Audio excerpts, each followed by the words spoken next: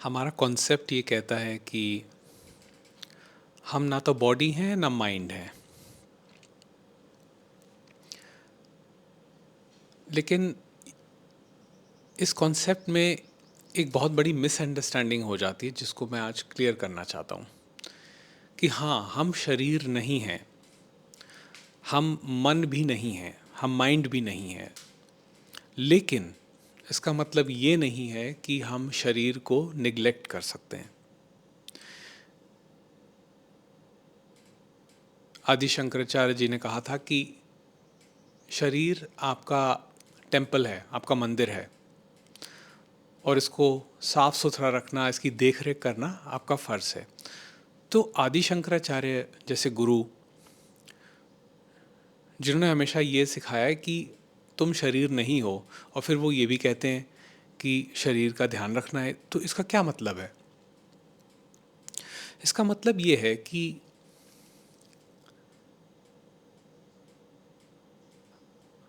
आप आपकी गाड़ी नहीं है, ठीक है, आपकी कार है। आप आपकी कार को चलाते हैं, लेकिन आप खुद कार नहीं हैं। लेकिन इसका मतलब ये नहीं कि आप कार को निगलेक्ट करें। आपको कार की सर्विसिंग करानी पड़ेगी, उसका इंश्योरेंस कराना पड़ेगा, और जो भी उसमें कार में डेंटिंग पेंटिंग, उसका ख्याल रखना पड़ेगा, उसको अच्छी, उसकी सेहत अच्छी रखनी पड़ेगी। तभी आप एक जगह से दूसरी जगह ट्रैवल कर पाएंगे और अपनी रोज़ की ज़िंदगी जी पाएंगे। इसी तरह हमारा शरीर भी एक व्हीकल है। हाँ, ये बात सच है कि हम शरीर नहीं हैं, क्योंकि वो तीन अवस्थाएं जिनके बारे में मांडुक्य उपनिषद में जिक्र किया गया है, जो कि है जागृत, स्वप्न और सुषुप्ति।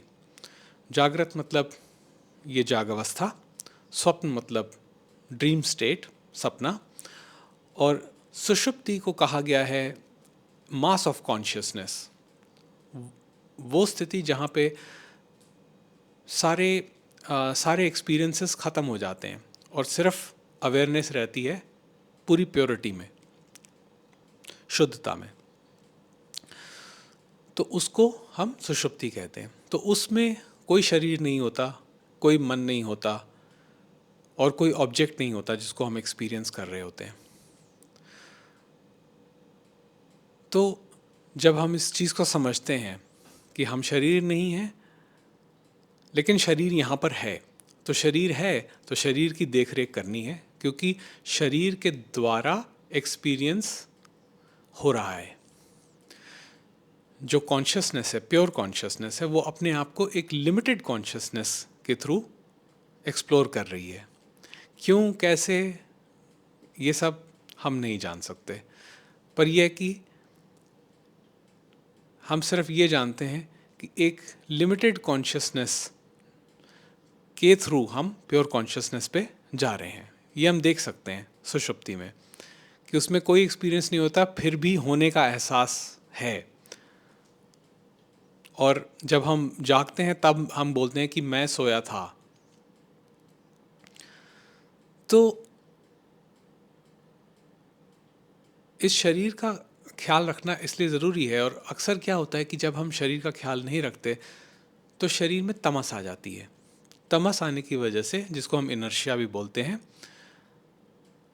मन चिड़चिड़ा होता है, मूड खराब होता है, लड़ाई झगड़े होते हैं, रिएक्टिविटी होती है। और मैं खुद भी देखता हूँ कि जब कभी मैं ठीक से व्यायाम नहीं करता हूँ या दिन में अच्छी तरह से शरीर को रगड़ नहीं देता हूँ, मतलब कि फिज़िकल एक्सरसाइज जब मेरी नहीं होती है, तब माइंड मेरा एक्टिवेटेड रहता है। तब माइंड एकदम से रजसिक होना शुरू हो जाता है जैसे ही शरीर में तामस आती है। तो उस एजिटेशन से क्या होता है, एंग्जाइटी होती है।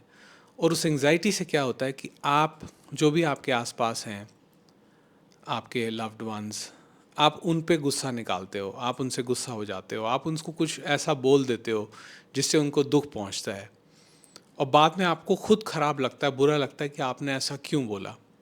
लेकिन कई बार क्या होता है कि हम इसको इतनी बार करते हैं, इतनी बार दोहराते हैं कि वो उस रिश्ते में एक दरार आ जाती है, वो रिलेशनशिप ख़त्म होने लग जाता है। क्योंकि हम सबकी एक सहनशीलता है जो ईश्वर ने हमको दी है। जब वो सहनशीलता के कुछ पार हो जाता है तो फिर बर्दाश्त नहीं होता, और कई बार रिश्तों में बहुत बड़ी दरारें पड़ जाती है, बहुत ज़्यादा रिजेंटमेंट आ जाती है, जिसकी वजह से बहुत ज़्यादा नुकसान होता है। और इस ज़िंदगी को जीने का एक माध्यम है रिश्तों के ज़रिए। ये मैंने बात पहले भी बोली है कि रमेश बालसेकर ने हमेशा ये कहा है कि आप जो भी आप पीस ढूंढ रहे हैं अपनी ज़िंदगी में, वो आपके रिश्तों के थ्रू है।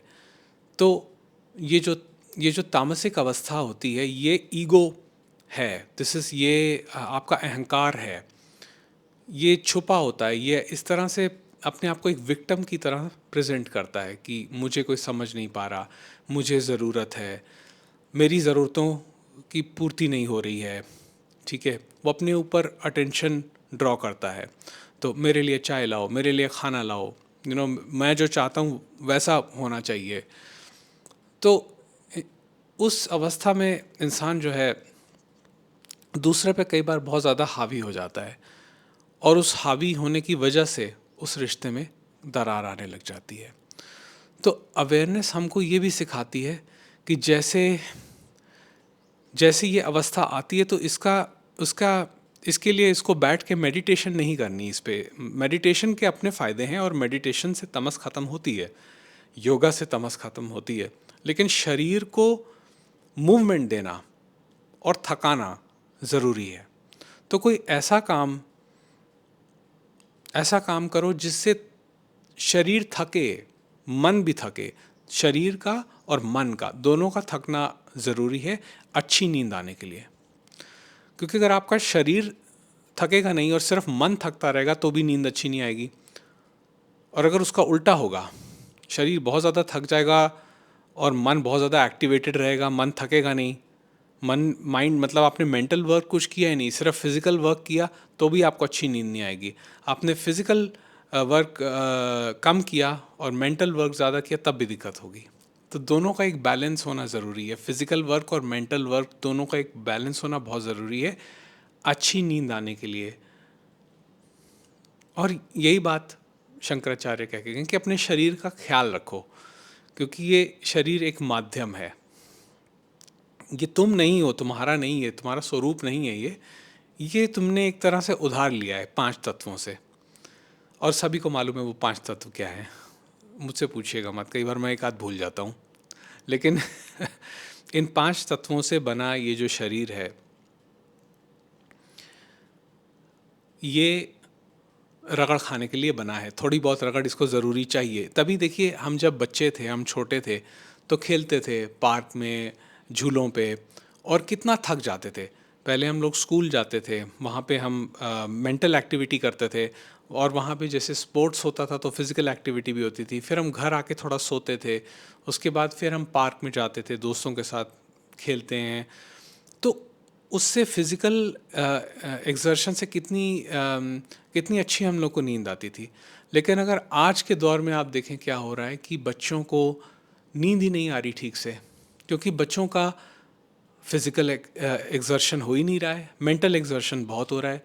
वो स्कूल जाते हैं, स्कूल से आकर वो सीधे अपने मोबाइल पे या टीवी ऑन कर लेते हैं, अपने डिवाइसेस पे काम करते हैं। तो बच्चे आपस में मिल ही नहीं रहे हैं, आपस में मिलके खेल ही नहीं रहे हैं आजकल।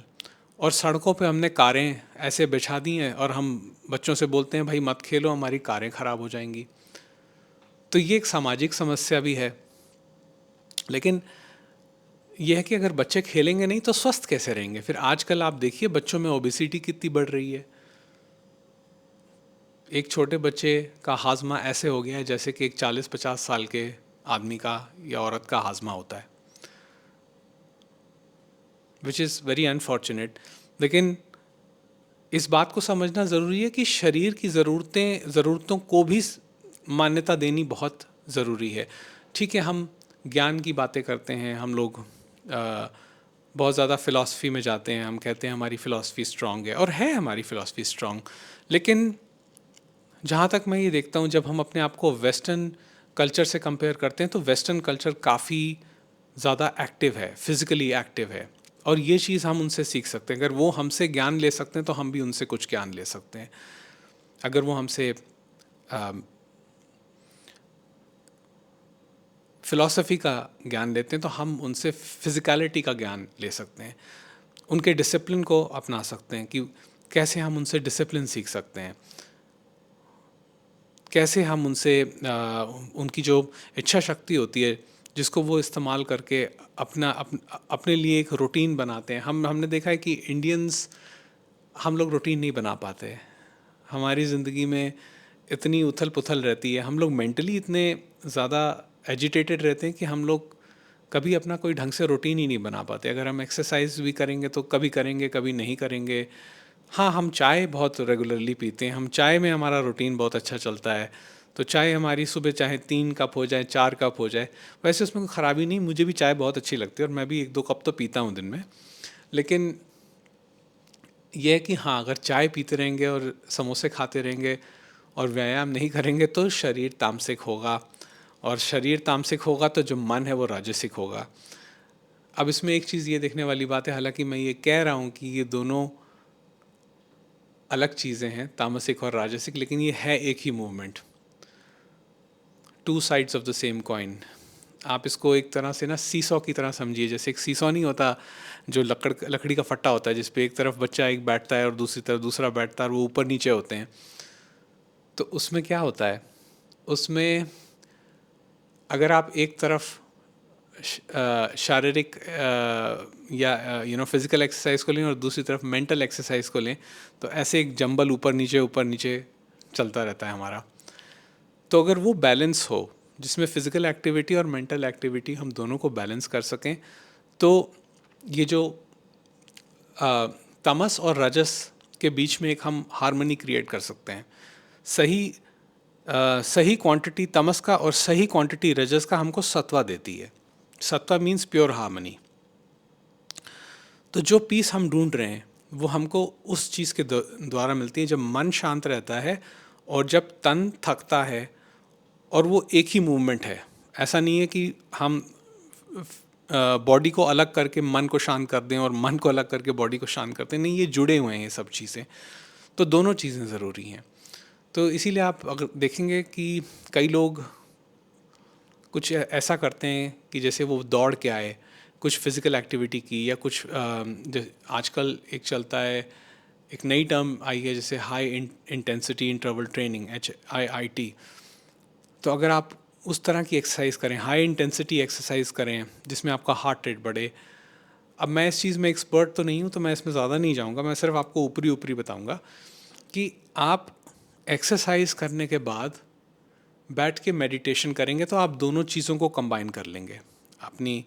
आपकी फ़िज़िकल रिक्वायरमेंट, आपकी बॉडी की जो मूवमेंट की रिक्वायरमेंट है वो भी पूरी होगी। उसके बाद आप जब थक जाएंगे तो माइंड भी आपका साथ देगा, वो कम एजिटेटेड रहेगा in meditation, yoga, stretching, what ever you doing.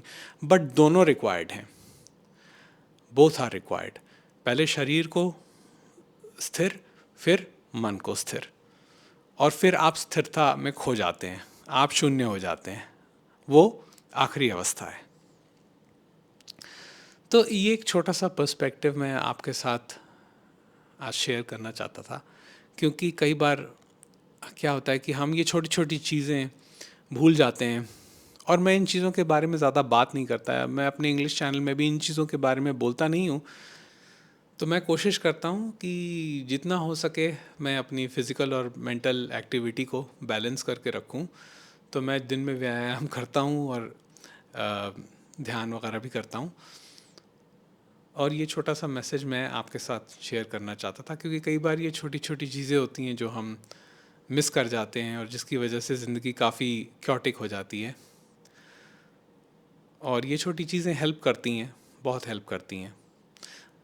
ये हमको दिव्य ज्ञान तक तो नहीं पहुंचाएंगी, लेकिन कम से कम जो ज़िंदगी हम जी रहे हैं उस ज़िंदगी में कुछ राहत, कुछ खुशहाली तो लेके आती हैं।